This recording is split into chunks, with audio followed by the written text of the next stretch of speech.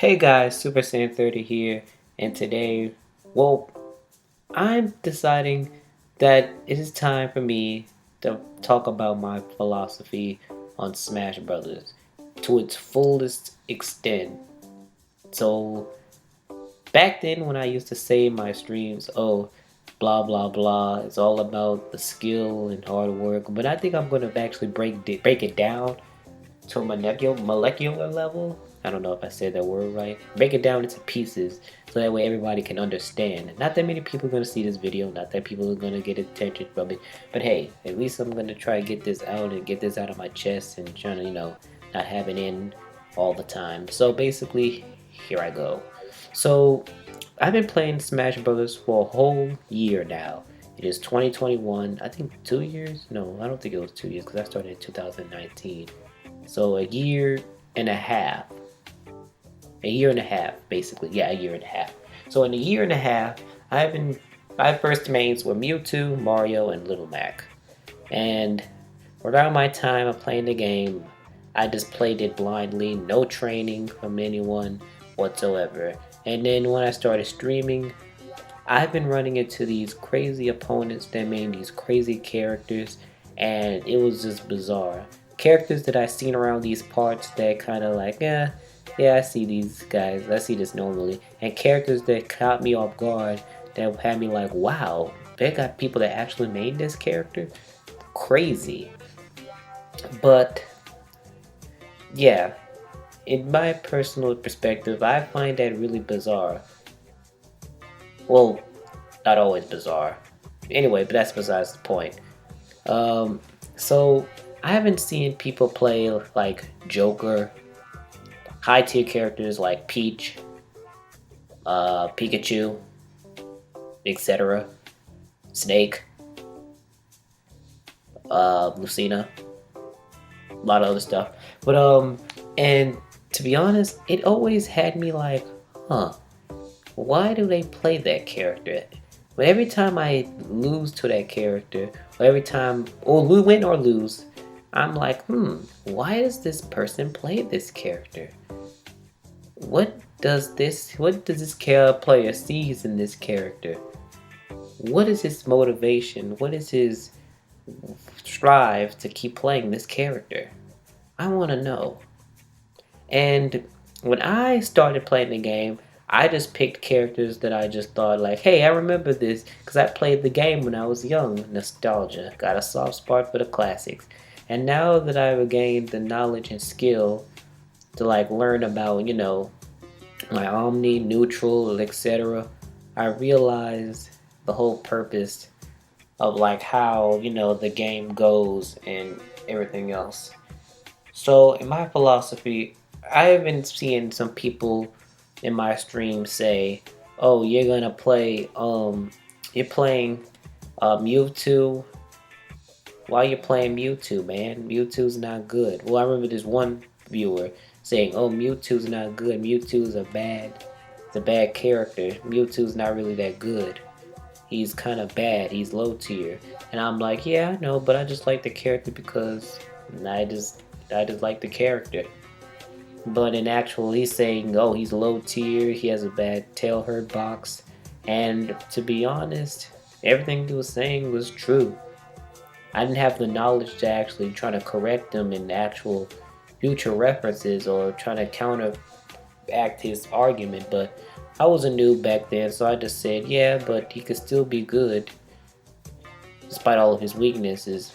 Because when it comes to tier list, that shit don't mean jack to me. I don't care about a tier list. A tier list is just like a limitation, or basically is like handcuffs you're putting on a character. Okay, you're a bad character, so that means you deserve to be in this tier. A character that has no value, no potential, nothing. There's no hope for this character. And for example, Little Mac. People think Little Mac can do anything against any of the top tiers. I believe that with enough hard work, practice, and training, and studying a matchup perfectly, exploiting the character's weaknesses, Any top tier can be surpassed by a low tier with enough hard work and practice. And that's basically come from a Dragon Ball Z reference in the Saiyan Saga. Maybe even a lower class outcast can surpass an elite if he puts his mind to it. So basically, that's where my philosophy from Smash comes from. People can belittle someone's character just because of their weaknesses and just by their exploitable and big weaknesses. That doesn't mean anything. If you play your character to its fullest potential and going past your weaknesses, you will obtain greater heights of strength and improvement with your character. That's why I play Mewtwo, because I know, yes, he has a lot of weaknesses, but if I overcome my weaknesses, I can gain an extremely great amount of skill. And not only that, if I believe in myself and my character, there's nothing that I can do with my character. That same goes for Lucario and Captain Falcon. Captain Falcon has an exploitable recovery, he's combo food, and he can be really outranged and outzoned by characters with projectiles. But if you play your cards right, play patient, and play the matchup to your advantage and take stage control from the zoners, there's a highly chance that you will win if you just put your mind into it. Lucario, I think it's best for me just not to say anything about Lucario at all. Everybody kind of don't like Lucario despite the aura. Yeah, I could still say the same thing about K. Rool, but that's besides the point. It was a hard pill for me to swallow back then when I was a noob, and I kind of felt, I felt kind of unmotivated when he told me that. At first I was like, wow. Now I'm thinking that this character sucks and I should just drop him from someone else and just play Joker, a high tier character, a character that's actually good. But it had me like, no, I need to prove to this guy that I can do it. I need to prove to this guy that I can play Mewtwo and become the very best Mewtwo that I can be. I can show them. I can show them all. You want to doubt me? Doubt me then. I'm going to prove to you that just because Mewtwo is bad doesn't mean Mewtwo is useless. Like, anything is possible if you put your mind and heart and hard work into it and practice and practice and practice and practice. Because ever since I've been learning Mewtwo, I've been basically just learning and trying to discover some new things for him every day. I practice on the game. And just to try and see, what can work for Mewtwo in this certain situation? Or how can I make this Shadow Ball connect into this up air? Into this fastball up air? How can I make my perfectly fastball fair combo into a nair, into a grab? How can I do that? That's the thing that goes on in my mind as a player. How can I do this to make this connect into this? How can I make the impossible possible? And that motivates me. And people, one of two viewers that was kind of negative to me, said, why do you play a character that doesn't have value? Because, to answer your question, my friend, I play because I see potential in Mewtwo. I like his kill power. I like how he plays. I just like, and not only that, I just love Mewtwo. He was like my favorite psychic type Pokemon and one of my favorite legendaries aside of Lugia and my boy Ho-Oh. My boy Ho-Oh. I love him. Along with Groudon. But Mewtwo was always, like a great character to me because he's really smart. He has some problems, yes. He's an edgelord, and not only that, he has a kind of good way of words, despite of his, quote in the movie, which I think was a really, really, really cool quote in the movie. As a matter of fact, I think I'm gonna decide to cut this off and show you guys what I'm talking about. So here we go. I see now that the circumstances of one's birth are irrelevant. It is what you do with the gift of life that determines who you are. So yeah, I thought that quote that he just said really inspired me of who I am. When I was little, when I was a little boy, I used to get bullied a lot by kids that were the same age as me, same skin color as me, and I used to get belittled just because I watched Dragon Ball Z, Pokemon, collected Yu-Gi-Oh cards, and it was tough for me during the time that I was in. People thought, hey, if you're a geek, you're not gonna get a girlfriend, yada yada yada yada yada. And I felt bad and I felt like I was an outcast. And then Mewtwo, I watched the Pokemon movie for the first time, and when I saw Mewtwo do these horrible things, I'm like, there's a reason why he's doing all these horrible things. And he was doing it because he got his memory erased.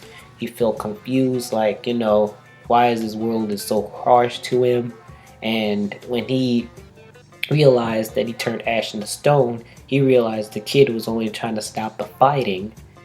And he realized that people aren't so bad as they seem they are. And then that's why he quoted that it doesn't matter where you were born from, that doesn't mean anything, because it's what you do with your life that determines who you are.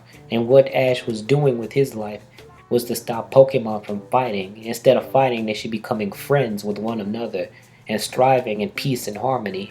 And Mewtwo realized that that was what peace was all about. He just wanted peace. And then Mewtwo was inspired and motivated to be like that with all Pokemon. Because he realized that it doesn't matter where you're from or where you were born with. As long as you use your life to do good things, or whatever you do with your life, it will determine who you are. And all of my life I've been doing is just being generous to others, being nice, and being the best I can be. So in my life, I'm just the nicest guy on the planet, I guess. So with my philosophy for Smash, I've just played my very best and just meet new friends along the way and be the best that I can be. Just go through and fight any opponent that comes my way, anytime, any day, and thrive to the play of my perfection, my absolute best of perfection, and shatter my limits of where I can go with my characters. Not only just break through my limits, to shatter them, to prove the players that it doesn't matter what character you use, it's in what you do with your character that determines who you are. That's actually a good quote right there. But yeah, that's why I do it. That's why I use Mewtwo, Falcon, and Lucario. I don't do it, but here's the thing though. Every win that I get, I don't do it for myself. I do it for the people that believe in me, that sees the same kind of potential just as other people does when they see me play. They believe in me, and I believe in them. It's not my power, it's theirs. My power comes from the friendship that I hold so dear with my viewers, my subscribers, my friends. And I will use that to defeat my rivals. Sandgirl, Rec, I know you're watching this. And you too, Coach. I will beat you guys. And I will surpass you. And I will do it not only by myself, but with my friends. You guys are my friends too, but you get the idea. Anime logic. But yeah. To all the people, don't be ashamed of who you main. Don't be ashamed. Don't let people belittle you or who you play. If they doubt you, prove them wrong. If they belittle you, prove them wrong. If they try to shut you down just because, oh, this character doesn't take skill and blah blah blah, it doesn't matter. Prove them wrong. Do not let people determine who you should play. Don't let them do that. Alright, so last thing I'm going to talk about, my philosophy. You should always, basically my philosophy, always strive to do the best you can. I know I'm trying to talk about playing at my absolute peak, absolute limit, breaking through my limits, etc. and stuff. But I'm doing this because I'm a Saiyan. Not really a real Saiyan, but Saiyans love the fight and keep going and pushing themselves to the limit, to where they can go. And basically every battle they get, every battle they go through and they get plunged to near death, they get stronger. Every loss, every stock they get taken, we get stronger. That's my ability. That's my special ability. When my back is against the wall and I'm getting defeated by someone better than I am, I'll become stronger. My Omni becomes stronger. Everything on me will become stronger. Because it's not my motivation that spurs me on. It's my will to keep going and do the best I can for the sake of my friends and my rivals. Unbendable. That is my philosophy in Smash. Sheesh. I kind of feel anime-ish when I said all of that kind of stuff. But I'm glad I just managed to get it all out of my chest. Also, the footage you're seeing, this was footage from me like 2019-ish while I was still a noob. So, yeah. Excuse that trash and Cineroid play. But anyways, guys, thank you guys for watching so much. If you guys enjoyed it, make sure you give it a like, comment on what you think about it. Tell me in the comment section, what is your philosophy in Smash? Let me know in the comment section below. And if you want to stay updated to the channel 24/7, 365, always keep that subscribe button and hit the notification bell to stay up to date with the same universe all day, every day. Feel free to follow me on Twitter, Twitch, and join the Discord server. That way you'll be up to date with videos, streams, and etc. I am going to try to go ahead and finish what I was doing. I'm going to get back into training. The Terry Bogard montage video will be uploaded very, very soon. And then there's going to be the Sonic one. And then for my 20th episode, it's a secret. So yeah, anyways guys, thank you guys for watching. As Super Saiyan 30 always say, I will see you guys on the battlefield. See you guys later.